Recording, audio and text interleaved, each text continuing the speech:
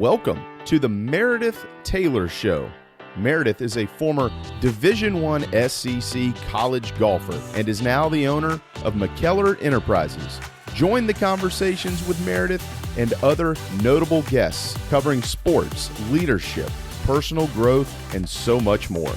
Now, your host, Meredith Taylor. Well, welcome back. I know a lot of you are heading back to school this week, and that means things are about to get busy. New classes, new schedules, you got homework, friends. It's a lot. So for some of you, that might also mean that your time on the course is going to feel like it's shrinking. I've heard from a couple of my students that they just feel like they're not going to have any time to really work on their game. Like, obviously, they just got out of summer where they were just spending all day at the golf course. But I want you to look at this school year a little differently. So don't see it as a hurdle for your golf game. See it as an opportunity. It's a chance to be smarter and more intentional and to grow both as a student and as an athlete. So this school year, I want to challenge you to be a time management master. A time management master. Yes, you've got less time now. So make every minute that you spend on the course or at the range, make it count. And when you get a free hour, don't just mindlessly hit golf balls. Have a plan, and I can help you literally put a plan together. I do that for my clients, but have a plan before you get to the golf course. So, what's the one thing that you need to work on? Is it your chipping? Is it your putting? Is it driver? So get that specific thing that you need to focus on, drill it, and make that time meaningful. I'm also challenging you to find the connection between your schoolwork and your golf game. I mean, think about it. The discipline it takes to study for a test, that's the same discipline that it takes to focus on a tough back nine. And the critical thinking that you're using to solve math problems, it's the same that you use to read a tricky putt. And the perseverance that you go through to get through a long essay, that's the same thing you need to overcome and bounce back from a really bad hole. So everything that you're learning in the classroom, the discipline, the focus, the problem solving, it can and will make you a better golfer. So what does this look like in practice? I'll give you a couple things. Obviously, like I said, plan your practice. So when you got a free hour on a random Tuesday, decide what you're going to be working on before you even get to the golf course. And that's where the journal or a notebook can be your best friend. You can reach out to me and I'll put a plan together for you.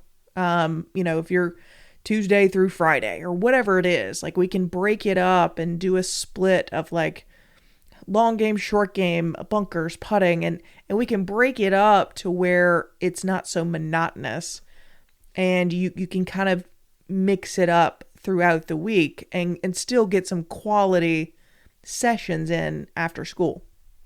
Another one that I preach is obviously quality over quantity. I would much rather you have a really dialed in and really focused 30-minute practice where you're working on something specific for your game. I would much rather you do that. And it's more valuable than 2 hours of mindlessly hitting golf balls with no purpose. And I see this a lot with high school kids. They'll just be goofing off for 2-3 hours, just mindlessly hitting golf balls, and they've done nothing to further their game. I would much rather, and I've got my students doing 30, 45-minute sessions or an hour session if they can of really quality drills, and they're working on something specific that's catered to them, what they need to work on. So again, quality over quantity. And the last thing is just maintain some semblance of a rhythm that works for you. I just don't want, there's so many that your brain needs a break too. So, you got to get into a rhythm of don't let your studies like completely consume you, and don't let the golf be your only outlet, right? Just find that rhythm so you're not burning out the candle at both ends. I mean, the lessons that you're going to learn this year, both on the course and in the classroom, that's going to stick with you the rest of your life. Like they will make you a better student, a better person, and yes, a better golfer. So be smart with your time and be purposeful with your practice. And I promise you'll come out of the school year a much better player than when you started. And then for those of us that are believers, as you head back into school year and obviously on the golf course, I just want to give you a charge that goes a little bit beyond golf and academics. It's a lot of us as, followers of Christ, we're called to be spiritual leaders and spiritual, like servant leaders in all that we do. So that obviously the hallways of your school, the fairways on the golf course, and interactions with teammates and friends, like that's your mission field right now. So be bold in your faith and let your actions, your attitude and your words like reflect that love and just grace of Jesus.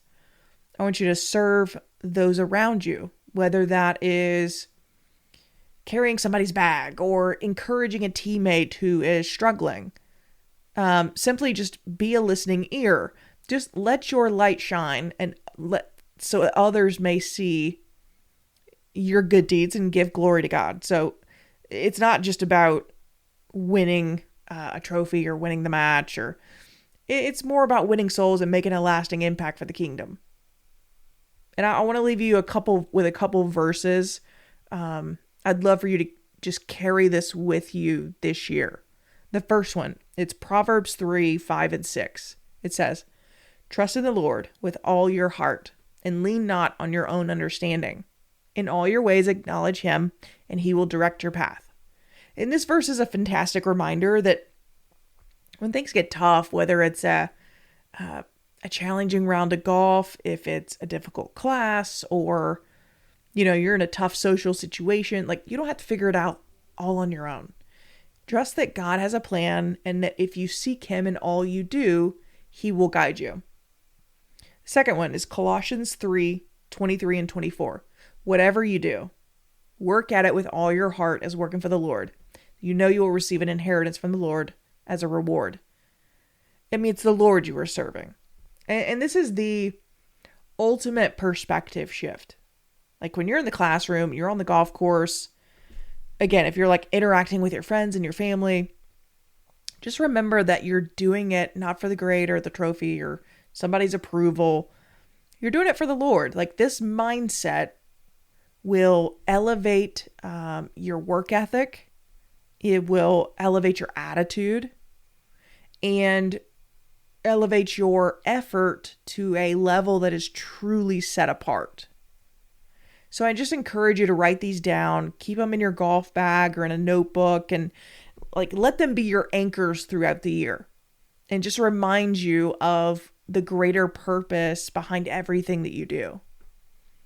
And I'd encourage you to share this with your teammates and friends. Have somebody in your life to hold you accountable. I would, when I was at the University of South Carolina, I would tape it on my dorm room in college, like a lot of quotes and Bible verses. And, a couple of them were like hard work beats talent when talent doesn't work hard. And that one meant a lot to me, as a walk-on, making every day count. And you might be more talented than me, but I am going to work harder than you. And I did. And so, another one was, you only come this way once, do it right. And I taped that in my doorway. I can still see it to this day because I looked at it every day for 5 years as I would walk out of my dorm room like, hey, you only come this way once. You only get one shot at this college thing. Like we've got to do it right. And how you do the small things is how you're going to do everything. So don't cut corners. Do everything 100%. And I just want you to write down these quotes and these verses, or go find your own and put it somewhere where you see it every day. And that just sets the tone for each and every day. I know this was a little bit shorter episode, but just wanted to encourage everybody that's going back to school. And as always, if you need prayer or encouragement, if you need one-on-one coaching, etc., my info is going to be below, and all my social media is there. So feel free to reach out. Let me know in the comments what other topics you want to discuss here on the show. As always, God bless and go Gamecocks. There are several ways to support the show. If you leave a review, you'll be entered for a chance to win a free golf lesson with Meredith.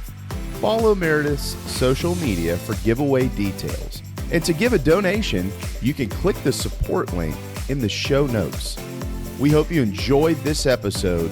Thank you for listening, and we'll see you next time here on the Meredith Taylor Show.